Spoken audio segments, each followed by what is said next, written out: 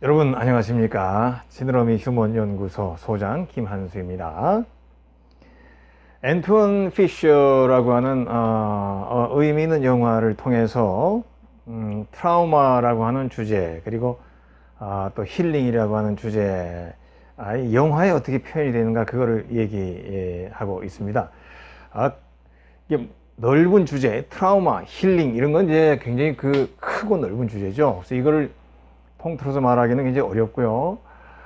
이렇게 한 케이스, 한 가지 이야기 속에 나와 있는 케이스를 이렇게 우리가 생각해 보면 그것만으로도 큰 깨달음과 또 힘이 됩니다. 그래서 방대한 거를 일관성 있게 정리하거나 규정하려고 하는 것보다는 사례 하나하나를 생각하면서 거기에서 의미를 찾는 것이 더 좋을 수도 있습니다. 우리가 사랑 그러면 사랑은 뭐야 이렇게 말하면 너무 크잖아요.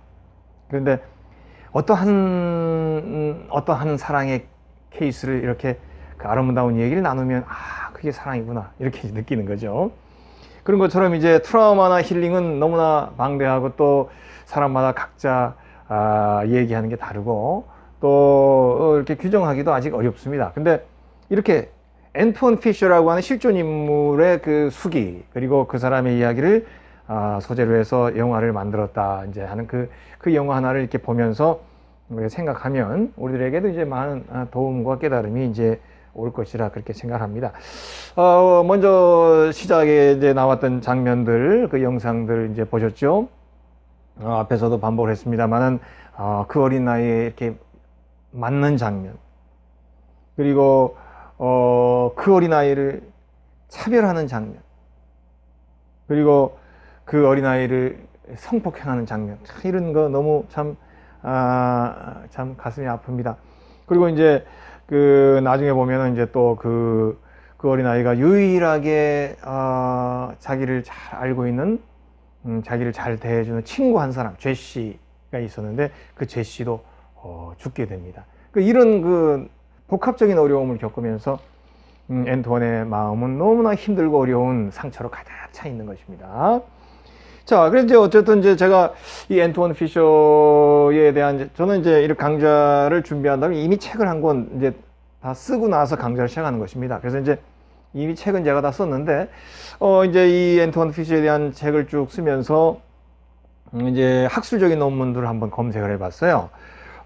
굉장히 많이 나와 있습니다. 그리고 어쨌든 그 비슷한 내용들을 이야기하고 있어요. 이제 저희들이 이제 이 강좌에서 얘기하는 내용과 비슷하게, 역시 큰 핵심은 뭐냐면 어릴 적 스트레스, 지난 시간에 얘기했죠. AC, 어릴 적 스트레스, 즉 adverse childhood experience, 지난번에 얘기했죠. 어린 시절의 adverse, 굉장히 힘들고 어려운 childhood experience, 어린 나이의 그 경험, 힘들고 어려운 경험을 어릴 적에 하면 결국은 이 뇌에 그 마음이죠. 마음에 큰 상처가 되고 나중에 삶이라든지 행동이라든지 여러 그 모습에서 큰 어려움을 겪게 된다는 얘기를 했어요. 그래서 우리는 어린아이를 잘 키워야 됩니다. 그리고 어린아이를 잘 대해줘야 되는 것이죠. 이제 왜냐하면 어린아이들은 우리 특별히 사람이, 우리 휴먼이라고 할 때 우리 사람이 다른 동물하고 크게 다른 점은 뭐냐면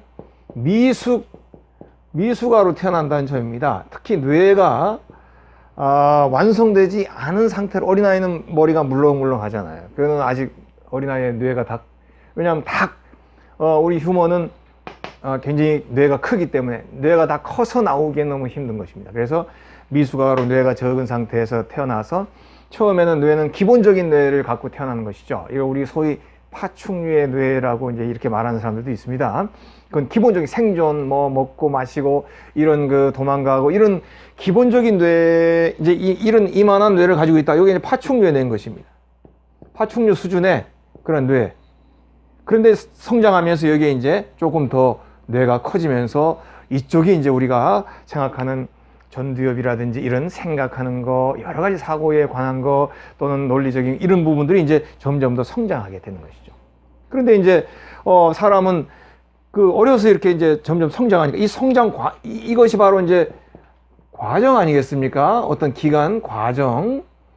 바로 이 과정이 잘 진행될 때에 이 사람 전체의 마인드나 뇌는 건강한 것이고, 이 과정이 힘들 때 이렇게 성장되는 과정에서 어려움이 생기면 얼마나 힘들겠어요. 만약에 무슨 뭐 과일이나 열매가 자라나야 되는데 그 좋은 양분을 받고 좋은 햇빛과 수분을 받고 이렇게 쭉 이렇게 그 열매가 커져야 되는데, 중간에 만약에 뭐 열매 그 홍수가 아니 뭐 이렇게 흉년이 든다든지 뭐 일조량이 적다든지 뭐 영양 공급이 안 된다든지, 그러면 그 과일이 막 이상해지잖아요. 그런 것 같은 것입니다. 그거를 사실 우리가 발달 심리학이라 이제 이렇게 볼 수 있는 것이죠. 결국은 사람은 다른 동물에 비해서 약 10여 년 이상의 발달 과정을 겪으면서 뇌가 출생 이후에 성장하기 때문에, 그 뇌가 크는 성장 속에서 좋은 과정을 겪을 때에 사람은 훨씬 더 좋은 인격체로 성장하게 되는 것입니다. 그래서 부모, 그리고 어린아이 주변의 선생님, 또 선배, 친구들 굉장히 중요한 것입니다. 어쨌든 간에 이제 불우한 여건에서 이제 또 성장하게 되면 힘들고, 또 그 부모님, 이제 아이를 키워야 되는 부모님이 심리적으로 안정이 덜 된 이런 그 어려움을 갖고 있는 부모님이라 그럴 때는 아이들은 당연히 성장에 큰 어려움을 겪게 되는 것입니다. 또 부모님들이 정신적으로 큰 고통을 겪으면서 이렇게 아이를 키우게 되는 경우, 이거 어려워지는 것이죠. 그래서 당연히 확률적으로 이제 이런 그 양육 환경이 어려운 아이들은 정서적으로 불안하고 또 힘든 가운데 성장. 그래서 부모가 힘들어하거나 정신적으로 미숙하거나 정신적으로 불안한 상태에 있거나, 그리고 부모가 육체적으로 정신적으로 건강하지 못하면 아이에게는 당연히 큰 해가 되죠. 그래서 근데 이제 보통 힘든 가운데 부모들은 어떻습니까? 자기도 힘들기 때문에 나의 이런 모습이 아이에게 어떻게 갈까, 그런 생각할 여유가 전혀 없죠. 그러다 보니까 이제 아이들이 힘들게 성장하게 되는 것입니다. 근데요, 꼭 그렇지 않아요. 사람은 기본적인 힘이 있고 능력이 있고 자정 기능이 있잖아요. 모든 만물이 다 그렇듯이. 그런 것처럼 이제 가정 여건이 어렵고 또 부모의 상태가 힘들고 어려운 여건에 있어도 기본적으로 가정이 안에서 힘들고 가난하지만 화평하고, 그리고 부모가 항상 자녀와 이렇게 좋은 대화를 나누고요. 가난해도 마찬가지입니다. 힘들어도 마찬가지입니다. 그리고 자녀와 좋은 추억을 같이 운동하고 같이 여행 가고 같이 재미있게 지냈던 이런 추억들을 만들어가면서 성장하는 가정은 힘들고 어려워도 절대로 그 자녀들에게는 문제가 없습니다. 아름답게 성장하는 것이죠. 또 부모가 정신적으로 힘들고 어려워서 자녀들이 큰 지장을 받고 있어요.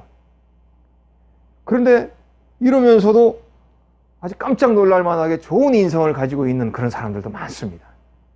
또 어떤 사람은 고아원 같은 열악한 여건에 성장했는데도 사람들이 봤을 땐 전혀 문제가 없어, 오히려 더 우수한 그런 사람들도 많습니다. 인격적으로. 그런 경우는 왜 그렇습니까? 좋은 물론 고아원 원장님이나 주변 선생님을 잘 만날 수도 있고요. 그리고 정말로 다른 중요한 더 센 요인이 있었던 것이죠. 소중한 친구가 있든지 소중한 선생님을 만났거나, 아니면 자기만의 어떤 좋은 세계관을 어려서부터도 가지게 되었다거나, 뭐 운동이나 예술 마찬가지입니다. 그 예술의 세계, 운동의 세계 이런 거에 막 하다 보면 그 불우한 환경이 침입할 틈이 없어진, 그리고 좋은 사랑하는 사람을 만나서 사랑을 주고받으며 성장한다. 이런 거, 이런 큰 에너지, 좋은 신앙생활, 좋은 정신생활을 하면서 성장한다. 좋은 신앙생활이라는 것은 정말 내가 신앙생활을 하면서 그 같이 신앙생활하는 그런 동료들이 있잖아요. 그런 사람들 서로 아껴주고 서로 도와주고 서로 멘토해주면서 이렇게 성장하는 사람. 이런 여건들이 있을 때는 아무리 힘든 여건, 또 부모님들이 어려운 여건이라 하더라도 자녀들은 잘 성장할 수 있게 되는 거예요. 그래서 이런 얘기를 우리가 이제 이렇게 엔트원이나 이런 얘기를 하면서 바로 그런 부분에 우리가 핵심을 가져보자는 것입니다.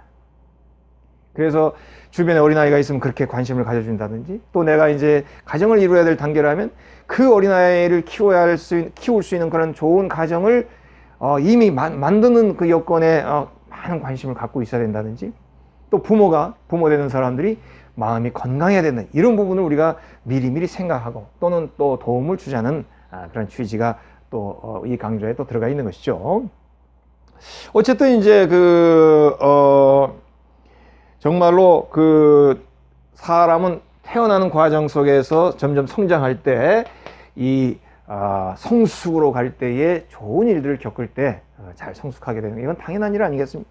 그래서 이제 그런 거를 얘기할 때 이제 우리가 이제 발달 심리학이라는 말을 쓰는 것이죠. 이제 그래서 이제 앤토니 피셔는 발달 심리학적으로 보면 너무 어렵고 어려운 불행의 그런 아주 복합적인 요소들이 많이 들어가 있죠.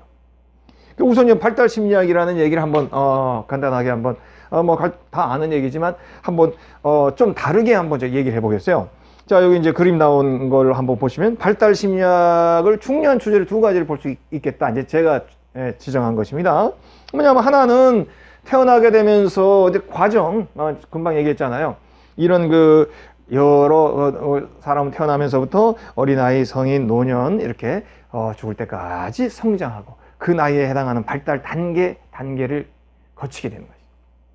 얼마 지나면 몸을 뒤집는다든지, 얼마 지나면 다리를 걷는다든지, 뭐 많잖아요. 얼마 지나면 말을 한다든지, 그런 것부터 해가지고 자아 개념이 생긴다든지, 사랑할 줄 안다든지, 또 결혼할 줄 안다든지, 자식을 키울 줄 안다든지, 이렇게 이제 발달 단계를 쭉 노년까지.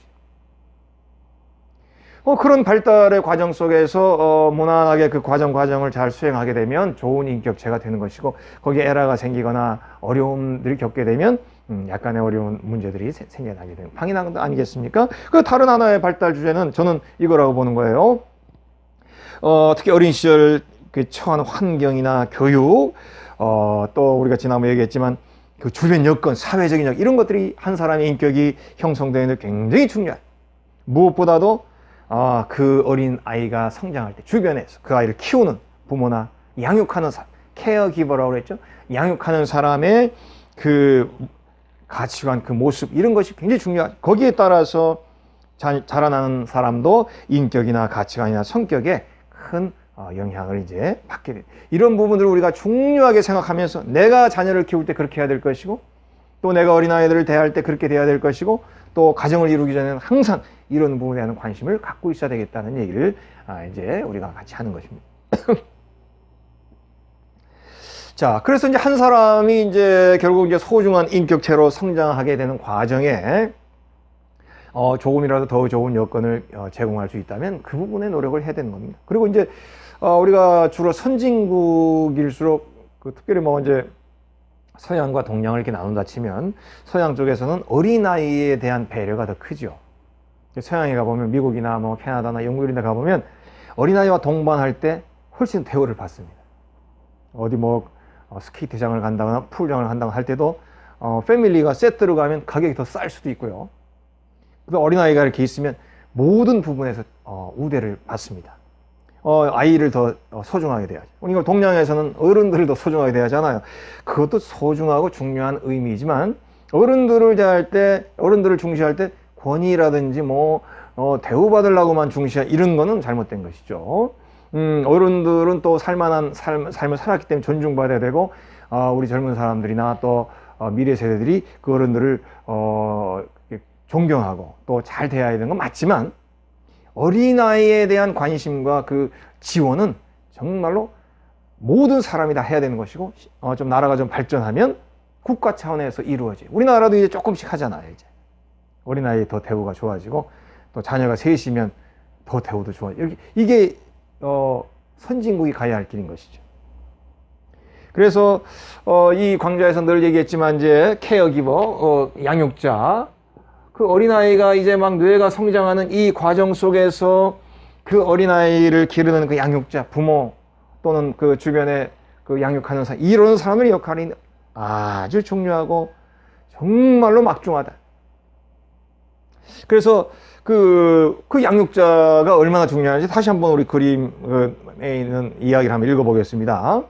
성장 시기의 양육자 굉장히 중요하다. 그 그림 보시면 1번에 보면 성장 시기 양육자나 그 주변에서 폭력을 경험하게 되면 또 자신이 폭력을 당할 수도 있고 또 그 폭력이 있는 그 주변에 노출되면서 성장하게 되면 그 사람은 폭력성이거나 분노 표출의 문제가 생길 수가 있고, 두 번째, 성장 시기에 child abuse, 학대를 당하거나 혹은 sexual abuse, 성적인 학대를 당하거나 아니면 무시당한 neglected, 이제 전에 얘기했죠. 이 무시당함은 아주 중요한 것입니다.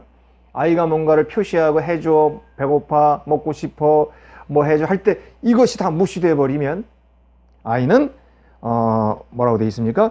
감정 조절 능력이 손상된다 그랬죠. 그러니까 어린아이가 어느 정도 표시하면 그러니 아이가 틀린 거를 요구할 수 있죠. 그래 너 그걸 요구하는구나. 그런데 사실은 이렇게 해야 된다. 이렇게 이제 달래면 좀 덜한데, 뭐야 그걸 해달라고? 안 돼! 이렇게 하면 아이는 거기서 탁 어떤 상처를 받게 되고 나중에 감정 조절 능력에서 문제가 보여질 수 있다. 뭐 이런 얘기가 이제 우리가 중요하게 케어 기본은 항상 정말로 막중한 사명을 갖고 있는 것입니다. 자, 우리 영화로 돌아가서 영화 속에 이제 엔트원은 영화 스토리에 보면 출생하자마자 바로 고아원에 갑니다. 아버지는 자기가 태어나기 전에 죽었고 어머니는 감옥에서 자기를 낳았어. 그리고는 감옥에 맡겨지고 어머니는 결국 자기를 찾으러 오지 않습니다.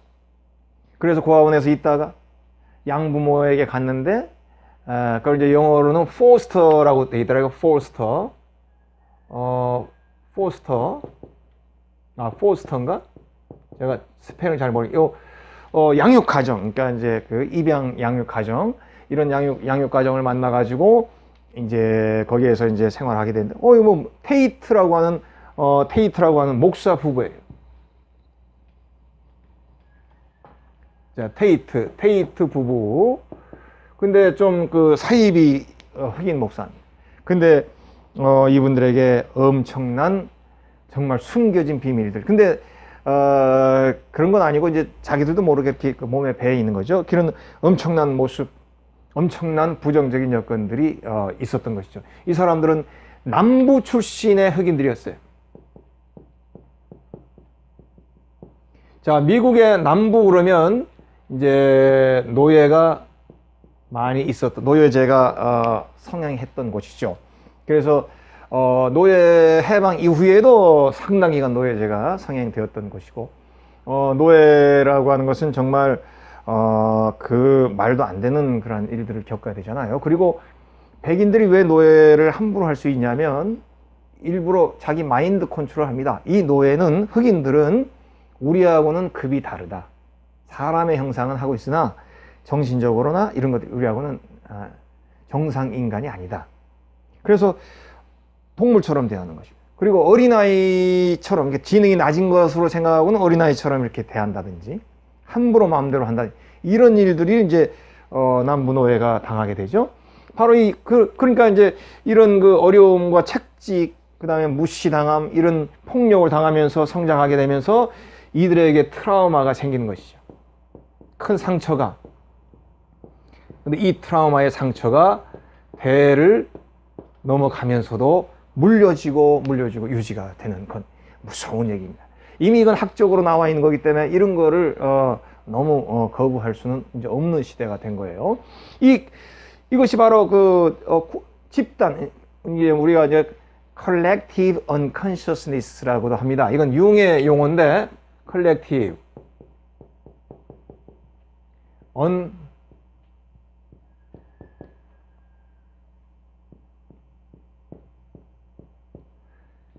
collective unconsciousness, 집단 무의식이란. 물론 융의 집단 무의식은 굉장히 긴 세월을 언급하고 있지만 짧게도 볼 수 있는 것입니다. 바로 그런 공동체, 무리, 사회 안에는 자기도 모르게 그런 마음들을 갖고 사는 거예요. 이전부터 책찍질을 당하고 인종차별을 당하고 이전부터 무시당하며 살아왔던 그 모습이 이 안에도 그대로 들어가, 자기도 모르게 남을 폭력을 가하고 남을 무시하고 하게. 참 이해가 안 가죠. 상식적으로는 내가 고통을 당했으면 다른 사람에게 잘해줄 것 같은데 사람은 그렇지 않습니다. 무의식 중에 내가 당한 그 어려움들을 남에게 그대로 표출하는 거예요. 그래서 이제 사실은 그 백인들은 이 흑인을 우리보다 못된 우리보다 낮은 종족이라고 딱 그냥 스스로 규정을 해버렸어요. 그러나 사실 과학적으로는 그렇지 않죠. 아주 옛날에도 현명한 사상가들은 인종차별이 없다고 생각을 했고 똑같다고 생각했죠. 그리고 과학의 상징인 찰스 다윈 같은 경우는 정말 흑인이든 뭐든 똑같다고 봤습니다. 이미 과학을 하는 사람은 아는 거예요. 단지 지역 여건, 사는 여건에 따라 다르다는 것을 다윈은 이미 벌써 200년 전, 몇백 년 전에 이미 알았죠. 과학적으로. 그러나 백인들은 일부러 그걸 멀리하죠. 지금은 어떻습니까? 사람의 인종, 피부색이라고 하는 것은 피부색 이퀄 피부색. 피부색은 결국은 뭐와 상관관계냐? 일조량과 상관관계가 있대요. 참 간단한 것입니다. 그 세계 전 지역에 일조량, 햇빛이 비치는 양에 따라서 추운 지역은 하얘지고 햇빛이 많으면 검해지면서 그 자외선에서부터 몸을 보호하고 일조량에 따라 적절한 피부색으로 그 사람들이 보호가 되는 것이 긴 세월 살면서. 그래서 백인들은 주로 추운 지역, 위도가 높은 지역에 사니까 흰색이고, 그 다음에 우리 아시아인 같은 경우는 이제 중간 정도니까 조금 중간 황인종이고, 그 다음에 아프리카나 더운 지역에 사는 사람들은 더 검고 이렇게 된, 이런 거를 거부하고 몰랐던 것이죠. 그래서 그러한 그 고통과 어려움을 당하면서 성장한 사람이 바로 이 앤투원의 양부모 테이트 목사 부부였습니다. 그래서 이제 거기에서부터 이제 문제가 시작이 돼서 이제 어떻게 됩니까? 그 아이들을 학대하고 차별합니다. 자, 이제 처음에 이제 그 동영상에서도 그런 거 나왔죠. 그냥 아이 잘못하면 혼낼 수 있지. 근데 그냥 혼내는 것이 아니고 어떻습니까? 그냥 책찍으로 만들어가지고 아이를, 이거 자기 조상들이 맞던 그 모습, 자기들이 맞던 그 모습 그대로 재현하는 거예요. 그리고는 이제 그냥 하는 것이 아니고 또 불로 이제 막 아이가 또 잘못하니까 묶어놓고 이렇게 지하실에 묶어놓고는 불로 이렇게 막 세상에 상상이 안 가죠. 다 이전에 당했던 그 모습들 자기도 모르게 재현하는 거죠. 그리고 이제 또 아이를 부를 때도 똑같은 흑인인데도 지난번에 얘기했죠. 니거라고 불러요. 니거. 오 니거, 오 깜둥아 이런 말입니다. 흑인을 비하하는 단어죠. 근데 자기도 흑인인데 아이들을 오 깜둥아 이렇게. 그러니까 이제 정말 그 자기가 받았던 학대와 인종차별을 그대로 자기 아이들에게 합니다. 그 중에 이제 이 드라마에 나오는 거 보면 입양 아이가 3명인데 3명 지난번에 얘기했죠. 3명의 남자아이만 입양했는데 그 중에 키트가 있고 그 다음에 앤투원이 두 번째입니다. 앤투원이 있고 그 다음에 드와이트라고 하는 아이가 있었는데 이 세 아이인데 이 키트가 반은 백인이에요. 백인 아버지예요. 백인 아버지. 그러니까 이런 밑에 두 아이는 완전히 까맣고 키트는 아버지가 백인이고 어머니가 흑이니까 중간 정도. 그러니까 이 아이를 이거 라이트 컬러라고 하죠. 라이트 컬러드 블랙 이렇게 얘기할 수 있어요. 그러니까 좀 연한 색깔이 들어있는 블랙. 오리지널 검둥이가 아니고 조금 연한 색깔의 백인들은요 단 1%만 피가 섞여도 다 유색인종이라고 그냥 다 똑같이 비하하는데 흑인들은 흑인들끼리도 이렇게 약간 좀 연한 색깔이면 우월의식을 가요. 가슴 아프죠. 백인들은 그냥 100% 너희들은 요만큼만 섞이면 다 유색인종, 컬러드 피 유색인종이야 이렇게 딱 규정하고 무시하는데 흑인들끼리, 무시당한 흑인들끼리 너는 조금 색깔이 더 진해, 색깔이 연해 이거 가지고 또 우열을 실다. 정말로 가슴 아프죠. 거기 이제 테이트 부부, 테이트 엄마가, 양엄마가 그 아이들에게 어떻게 차별하는지 그 대사를 제가 한번 그대로 써놨어요. 그 사진 한번 보세요. 테이트 부인이 입양 아들 3명을 키우는데 그 중에서 이제 키트가 이제 라이트 컬러드 블랙입니다. 그러니까 뭐라고 얘기하냐면 다른 두 아이들한테 이제 이렇게 얘기하는 거예요. 키트는 백인 피가 섞여서 그런지 니네들보다 훨씬 낫다. 그러면서 그 두 아이를 비하합니다. 너희가 나쁘기 때문에 너희 부모도 니네를 버린 거야. 너희가 나쁘기에 아무도 너희를 입양하지 않았어. 내가 너희들한테 이렇게 은혜를 베풀어 입양했는데 말이야. 이 은혜를 모르는 나쁜 종자들. 같은 흑인인데 그 아이를 나쁜 종자라고 비하합니다. 가슴 아프죠. 그런데 이제 이 영화 끝 이제 중반에 이제 다음 시간 타일 얘기가 나오겠지만 이렇게 우리가 보기에 테이트 부인은 이제 정말 말도 안 되는 무시무시한 그런 양육자이지만 사실 이 테이트 부부 역시 희생자가 되는 것이죠. 바로 미국이라고 하는 아프리칸 아메리칸, 미국이라고 하는 지역 사회, 미국이라고 하는 여건에서 희생당한 흑인들의 소산물인 것입니다. 그래서 그 흑인당하고 흑인으로서 고통당하고 노예 생활하고 맞고 차별당하면서 그 상처가 흑인들의 가슴속에 트라우마로 남게 되고 그것이 몸과 정신에 자기도 모르게 남아서 꾸준하게 영향력을 행사하고 전파되고 전파됩니다. 누군가가 끊어야 돼. 제가 여기서 악마의 대물림이라고 여러 번 얘기했죠. 누군가가 끊어야 되는데 끊지 못하고 그대로 반복하는 것입니다. 악마의 대물림에서 끊어야 되는데 이제 제 친구 중에 이제 해병대를 나온 친구가 있는데 이런 얘기를 제가 하는 참 그 가슴에 와닿더라고요. 지금은 그렇지 않겠지만 옛날에는 군인들이 때리는 게 많았습니다. 그러면 나도 높은 사람한테 가서 맞고 와가지고 또 나보다 조금만 밑에 애들을 집합시켜 또 때리는 거예요. 난 나가요.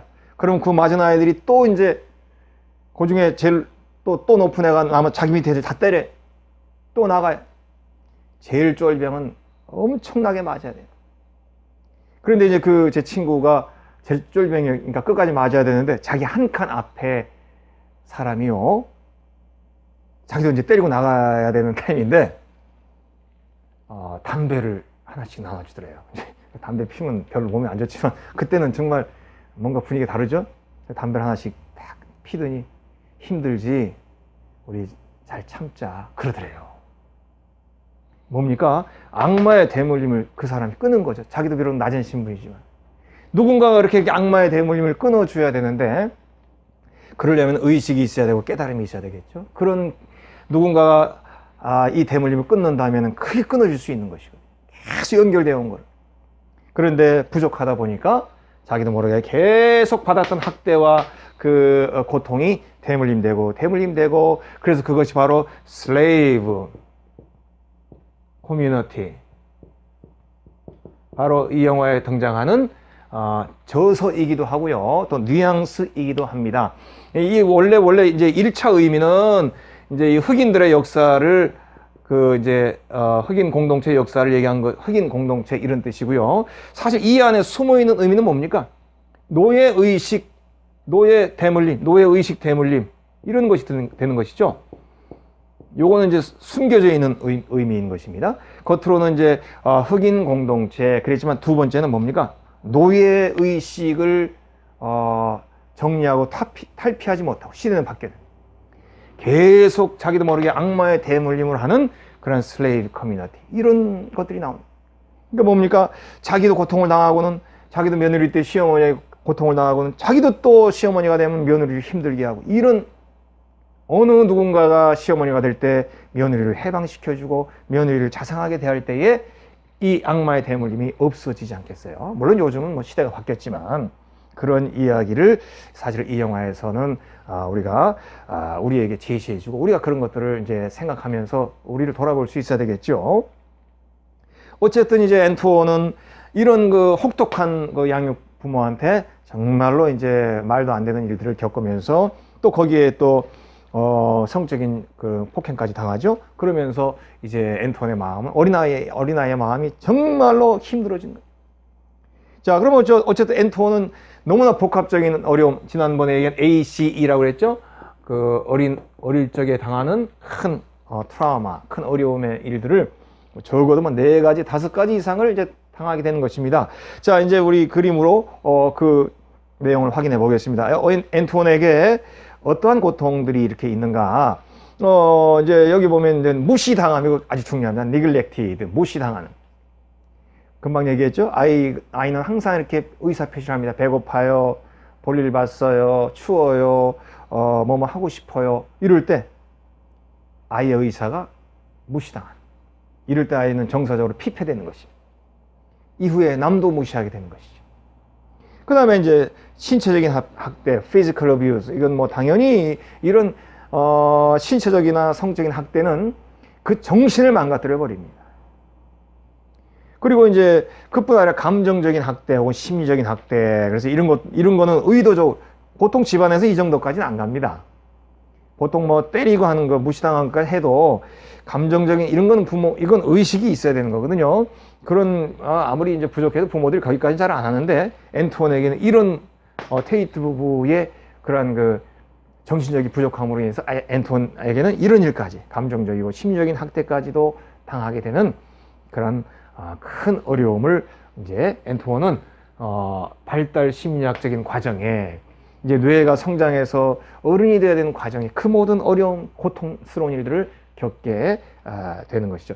여기에 나와 이제 엔토원이 겪은 이런 것 중에 한 가지만 당해도 마음에 큰 상처가 남게 되는데 이것이 이렇게 여러 가지가 아이에게 겹친 것입니다. 그래서 특별히 어렸을 때 이제 성적인 폭력을 당하잖아요. 저도 뭐 제 친구들 중에 그런 얘기를 하는 몇 번 들어봤어요. 어렸을 때 이제 성폭행을 당한 아이들, 남자인데도 그 당하는 얘기를 들어봤어요. 그러면 이제 그런 사람들은 특징이 자존감이 없는 경우가 많습니다. 우리가 이제 self esteem이라고 합니다. 자존감, 존중하게 esteem. 자기를, 이건 자존심이 아닙니다. 그 자기를 존중하고 나 자신을 이렇게 뿌듯하게 생각하는 단순한 자존심이 아니고 이거는 자존감. 나는 그래 나에 대해서 기뻐하고 흐뭇해하는 그런 마음들이 항상 지수가 떨어지는, 이렇게 그 어려서 성적인 폭행을 당한 사람. 그리고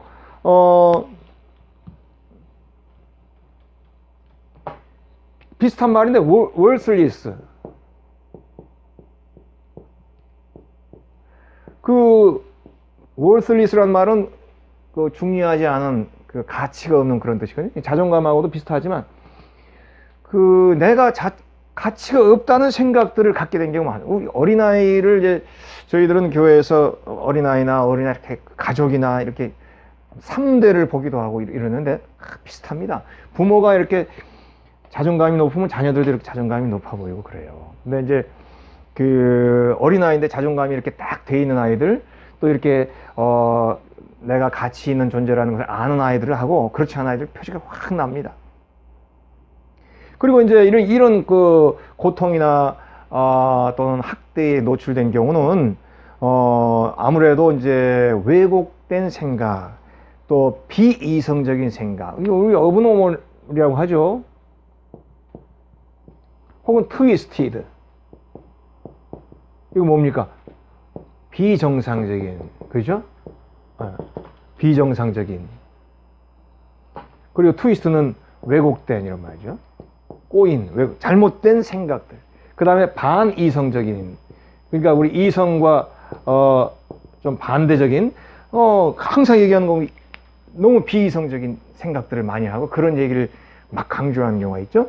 이런 경우들이 다 폭력이나 무시당함의 산물로 어렸을 때의 성격이 이제 이렇게 어려운 상처를 차게 되는 것입니다. 그것이 자기도 모르게 표출이 되는 거예요.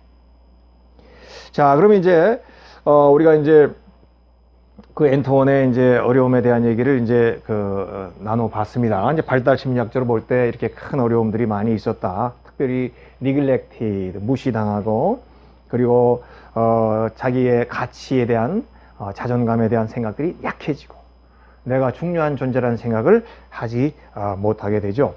그래서 이제 이 엔토원은 이제 사춘기에 이제 집을 빠져나옵니다.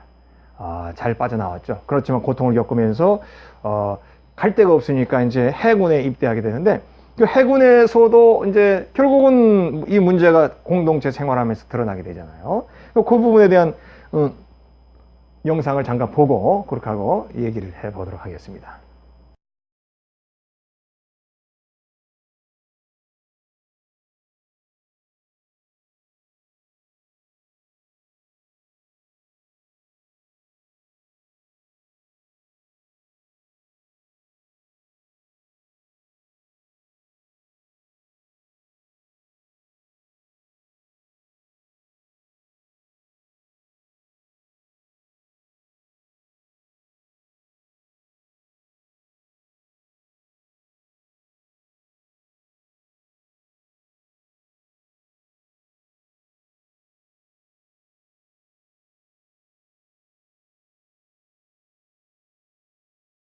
예, 이제 이 영상에 보면 여기 해군 제독이 나오는데 유일하게 백인이 여기 잠깐 등장하는 거예요. 이 영화는 흑인들의 영화입니다. 그러니까 해군에서 문제를 많이 일으키니까 결국 이제 상부에까지 보고가 되고, 상부에서 보니까 이 앤톤의 문제가 많다. 너 이제 계급도 강등하고, 연봉도 얼마 벌금으로 깎고, 그리고는 이제 정신과 전문의에게 상담을 받고 해서 친척이 잘 되지 않으면 이제 해군에서 이제 빼버리겠다. 뭐 이런 이제 벌을 받게 되는 것이죠. 그래서 이제 가면 이거 여기 쫓겨나면 또 갈 데가 없잖아요. 그래서 치료를 받게 되는데, 그 치료를 받는 과정에 이제 본격적인 두 번째 주인공, 이제 앤톤과 함께 이제 드라마를 이끌어갈 데이븐 포트 박사를, 이제 닥터 데이븐 포트를 만나게 됩니다. 그래서 이제 이 데이븐 포트 박사와 함께 대화하고, 또 그와 함께 자기의 문제, 자기의 마음을 이제 털어놓게 되면서, 그때부터 이제 이 영화는 또 다른 국면으로, 이제 앞에는 이제 우리가 지금까지 한 거는 좀 어렵고 힘들고 사무치는 부분들이지만, 이제 이후는 힐링의 내용으로 가게 되는 그런, 이제부터는 좀 포근한 내용들, 그래도 이제 문제를 제기할 때는 어려운 내용들이 나오지만, 그래도 해결의 이제 단계로 이제 가게 되는 진행으로 이제 바뀌게 되는 것이죠. 자, 이제 그 이어지는 이야기는 참 또 기대가 되네요. 오늘 얘기는 일단 여기서 마치도록 하겠습니다.